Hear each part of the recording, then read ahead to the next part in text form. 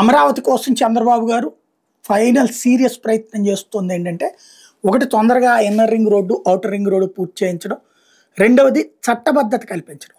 విభజన చట్టంలో పేర్కొన్నటువంటి దాంట్లో హైదరాబాద్ ఉమ్మడి రాజధాని, ఆంధ్రప్రదేశ్ రాజధాని భవిష్యత్తులో ఆ రాష్ట్రం నిర్ణయించుకుంటుంది అని రాయబడింది. ఆ లెక్క ప్రకారం ఆ ఆహ్, ఆహ్, విభజన చట్ట ప్రకారం అమరావతిని రాజధానిగా గుర్తిస్తున్నాం అని చెప్పి కేంద్ర ప్రభుత్వం చేత ఆర్డర్లు ఇప్పించే ప్రయత్నం చేస్తున్నారు. అందుకే అమిత్ షాని కలిశానని నిన్న చెప్పుకొచ్చారు. దానికి కేంద్రం కూడా సిద్ధంగా ఉంది. కాకపోతే ఇక్కడ కన్ఫ్యూజన్ వల్ల ఒకే ఒకటి, 29 గ్రామాలతో కూడిన దాన్నన్నా అమరావతిగా అసలు నోటిఫై చేశారు. ఫస్ట్ ఇక్కడ ఒక నగరం కింద నోటిఫై చేయాలి కదా. అట్లాగే విజయవాడ గుంటూరుతో కూడినటువంటి అమరావతి, లేదు ఉట్టి పేరు అమరావతి అయితే అమరావతి అనేటటువంటి పల్లె ప్రాంతం మాత్రమే రాజధాని అవుతుంది. ఏంటనే కన్ఫ్యూజన్ మాత్రం అట్లాగే ఉంది.